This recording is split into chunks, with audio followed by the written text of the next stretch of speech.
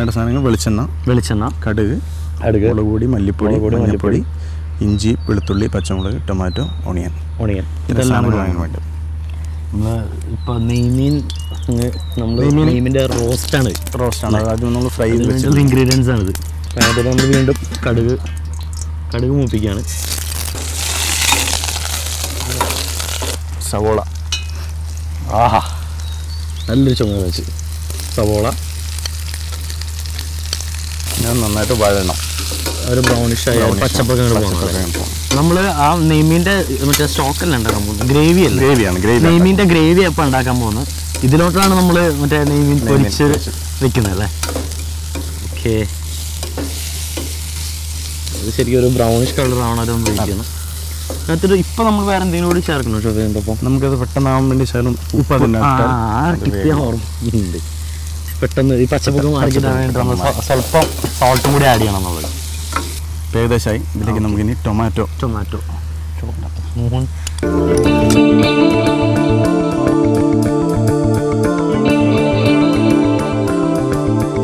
തക്കാളിയുടെ ചെറിയ പുളി അങ്ങ് പിടിക്കാൻ വേണ്ടി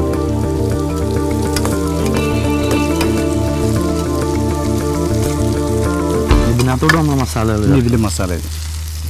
ഇത്ര നേരം അതായത് തക്കാളി എങ്ങനെയാണ് അത് മനസ്സിലായത് തക്കാളി ആയെന്ന്? ഇത് ഒണിയനിപ്പം ഏകദേശം ഇതായിരിക്കും ബ്രൗണിഷ് ആയ തക്കാളി ഇട്ട് കഴിയുമ്പോൾ തക്കാളിയുടെ ഇത് ഇറങ്ങി ആ ഒരു പുളിപ്പൊക്കെ അതിനകത്ത് ഇറങ്ങി കഴിയുമ്പോൾ നമുക്ക് മസാല അതിൽ ഇടണം. ആ ഒരു വാട്ട പോലെ തക്കാളി ഒന്നലിയും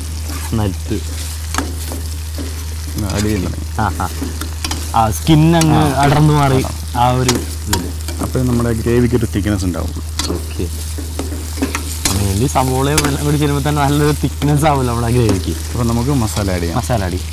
മുളക് പൊടി എന്തോരു റേഷ്യോ നമ്മുടെ ഇതിന് അനുസരിച്ചോ? മല്ലിപ്പൊടി മഞ്ഞൾപ്പൊടി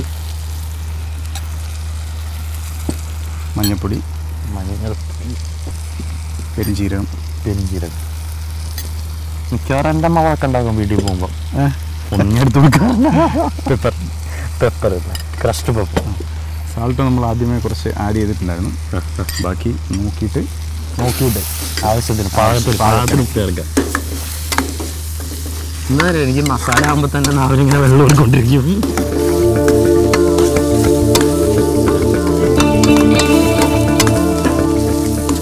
ഇത് ശരിക്കും ഇതിൻ്റെ വെള്ളം ഇറങ്ങി തന്നെ ആ ഒരു ഗ്രേവി ആവും. ഏകദേശം മസാല ഒന്ന് മൂക്കും അതിൻ്റെ വെള്ളത്തിൽ, ടൊമാറ്റോയുടെ ഒക്കെ ആ വെള്ളത്തിൽ. അതിനുശേഷം നമുക്ക് കുറച്ച് വെള്ളം ഒഴിച്ച് കഴിയുമ്പോൾ അതൊന്ന് വെന്ത് നല്ല കുഴമ്പ് പരുവത്തിലാവും. നമുക്ക് ഇച്ചിരി വെള്ളം ഒഴിക്കുക അതിലേക്ക്.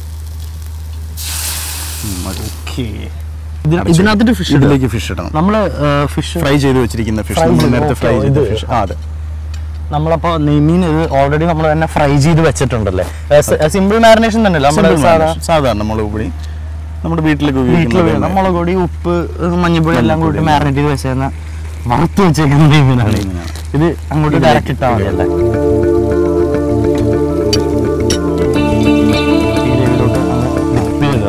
ശരിക്കും ആ മസാലയൊക്കെ പിടിച്ച് വളരെ രൂപത്തിലാവാൻ.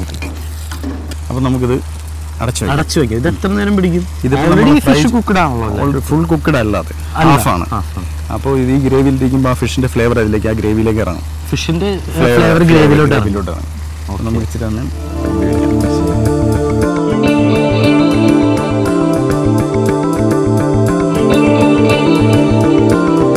എടുക്കണം. ഓക്കെ, റെഡി ആയിരിക്കണം. അല്ല, ആ ഗ്രേവി നമ്മൾ ഫിഷ് കാണാനേ ഇല്ല, തക്കാളിക്കരാന്ന് തോന്നും.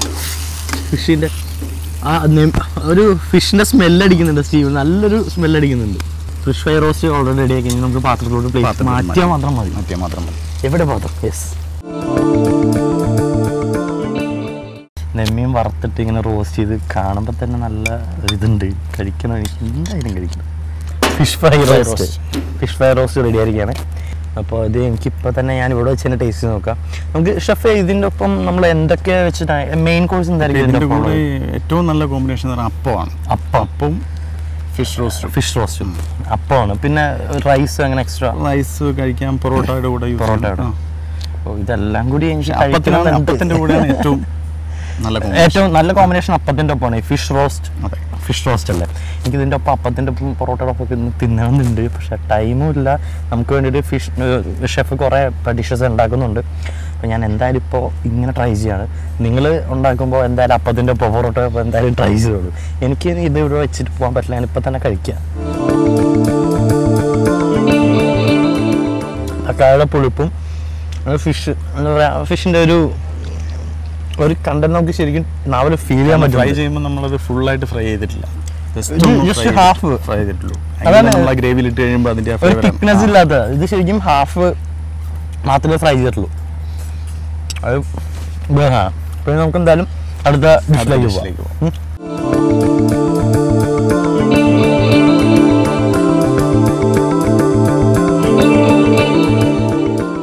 അപ്പോൾ നമ്മൾ അടുത്ത ഡിഷാണ് കപ്പയും കക്ക ഇറച്ചിയും കൂടെ കുഴച്ചത്. കപ്പ ബിരിയാണി എന്നൊക്കെ കേട്ടിട്ടുണ്ട്. കപ്പ നമ്മൾ ഓൾറെഡി കുറച്ച് വേവിച്ച് വെച്ചിട്ടുണ്ടല്ലേ. അപ്പോൾ അത് നമ്മൾ കുറച്ച് വേവിച്ച് വെച്ചിട്ടുണ്ട്. അത് ഇടുക. അതിലേക്ക് അതൊന്ന് ജസ്റ്റ് ഒന്നാകാൻ വേണ്ടി കുറച്ച് വെള്ളം നല്ല നാടൻ ചട്ടിയിലാട്ടോ, മൺകലത്തിൻ്റെ ചട്ടിയിലാണ് ഉണ്ടാക്കുന്നത്. മണ്ണിൻ്റെ ഇതിനകത്ത് കപ്പയിട്ട് ജസ്റ്റ് ഒന്ന് വെള്ളം ഒഴിച്ചൊന്ന് വേവിക്കും. ജസ്റ്റ് ഒന്ന് ചെറിയൊരു ചൂടാണ്. അത് നമ്മൾ വേവിച്ച് വെച്ചിരിക്കുന്ന കപ്പയാണ്. ഇതിലേക്ക് നമ്മൾ തേങ്ങ അരച്ച് വെച്ചിട്ടുണ്ട്. തേങ്ങ, ജീരകം, വെളുത്തുള്ളി, പച്ചമുളക്, കറിവേപ്പില എല്ലാം കൂടെ അരച്ച് വെച്ചിരിക്കുന്നതാണ്. ഇത് ഇതിലേക്ക് ഇടും. ശരി, ഇത് ഗ്രൈൻഡറിലിട്ട് ജസ്റ്റ് അടിച്ചതല്ലേ? ജസ്റ്റ് ഒന്ന് ചതച്ചെടുക്കാൻ പറയും.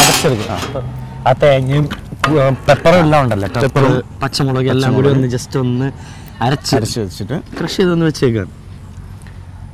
ഇതിന് തിരുമ്മിയത് യൂസ് ചെയ്താൽ കുഴപ്പമില്ല. തിരുമിയതാണ് ഇത് തിരുമ്മിയത് തന്നെയാണ്.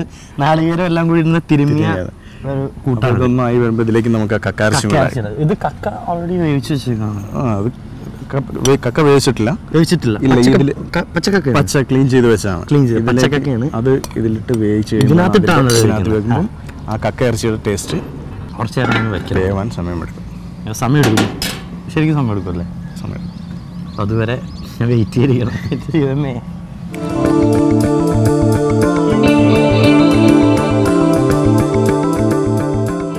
ഇവിടെ അടുത്ത് നമ്മുടെ ഒരു വേറൊരു ഐലൻഡ് ഞാൻ കേട്ടിട്ടുണ്ടല്ലോ. അതിവിടെ പാതിരാമണൽ തൊട്ടടുത്താണ്. ഇവിടെ തന്നെ ആണല്ലേ? തൊട്ടടുത്താണല്ലേ? കുറച്ച് ദൂരം. അത് മറ്റേ കടൽ ദൂരം എന്നൊക്കെ പറയണ കായലിക്കൂടെ തൊട്ടടുത്ത് തന്നെയാണ്. മങ്ങിയോണ്ട് നമുക്ക് കാണാൻ പറ്റരുത്, അല്ലെങ്കിൽ ശരിക്കും അത് കാണാൻ പറ്റും. ശരിക്കും നല്ലൊരു ഫീൽ ഇവിടെ, നല്ല സൈലൻസും. ഏകദേശം ഇത് ആകാറായിട്ടുണ്ട്. നമുക്ക് അതിൻ്റെ ഒരു ഫ്ലേവർ വരാൻ വേണ്ടി നമുക്കൊന്ന് താളിക്കാം. ഉള്ളിയും കടുകൊക്കെ ഇട്ടും താളിച്ച് പാനിൽ. നമ്മുടെ കപ്പയിലെ നമുക്ക് താളിച്ചിടാൻ പോവാണ്. കടുകും ചെറുള്ളിയും വറ്റലും എല്ലാം കൂടി ചേർത്തല്ലേ. ഇടട്ടെ എന്ന് ചോദിച്ച് നിർബന്ധിച്ചിട്ട് ഇടിപ്പിച്ചതാണ്. പച്ചമുളക് മതി. അതെന്താ ആദ്യം പച്ചമുളക് ഇട്ടേ? അതൊന്ന് ചുമക്കും, മൂക്കാൻ വേണ്ടിയിട്ട്. ഇനി നമുക്ക് ചെറിയുള്ളിയും കൂടെ ഇടാം. ചെറിയുള്ളി ഇടുമ്പോഴാണ് അതിൻ്റെ ഫ്ലേവർ ശരിക്കും സ്മെല്ല് വരത്തുള്ളൂ അല്ലേ?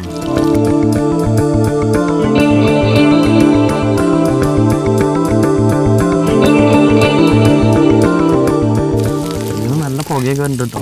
അതായത് ടൈം കളയണ്ട. ഇതായിട്ടുണ്ട് നമ്മുടെ ആയിട്ടുണ്ട്.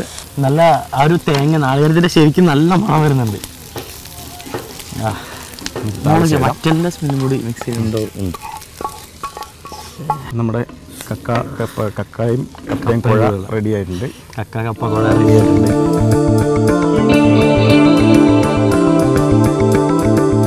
കപ്പയും തേങ്ങ അരച്ചതല്ല, ഞരടി. അതിൻ്റെ അപ്പം തേങ്ങയും കൂടി കടിച്ചിങ്ങനെ നമുക്ക് അങ്ങ് ശരിക്കും നല്ലൊരു ഫീൽ കിട്ടുന്നുണ്ട്. കക്ക ഇറച്ചിയുടെയും. Thank you sir. Thank you. നമ്മളിപ്പോൾ കായലോരത്താണ്, പുന്നോടുള്ള കായലോരത്താണ്. നമുക്ക് വളരെ ഡിഫറെൻ്റ് ആയിട്ടുള്ള നാടൻ ഭക്ഷണങ്ങൾ നമുക്ക് നമ്മുടെ ഷെഫ് ഉണ്ടായി തന്നിട്ടുണ്ട്. അപ്പോൾ എന്തായാലും ഈ നല്ല പ്രകൃതി ഭംഗിയൊക്കെ ആസ്വദിച്ച് ഞാൻ ഇവിടെ നിന്ന് മൊത്തം കഴിക്കാൻ പോവാണ്. നമുക്ക് എന്തായാലും ഇപ്പോൾ അടുത്ത എപ്പിസോഡിൽ കാണാം. നമ്മൾ ഇതുവഴിയൊക്കെ പോകണം, ആലപ്പുഴ വഴിയാണ് നമ്മുടെ കായലോരത്തോട്ട് കയറിയ നല്ല നല്ല ഭക്ഷണങ്ങൾ കിട്ടും അല്ലേ ഷെഫ്? തീർച്ചയായും. അപ്പോൾ എന്തായാലും നമുക്ക് അടുത്ത എപ്പിസോഡിൽ കാണാം. സിംപ്ലി നാടൻ.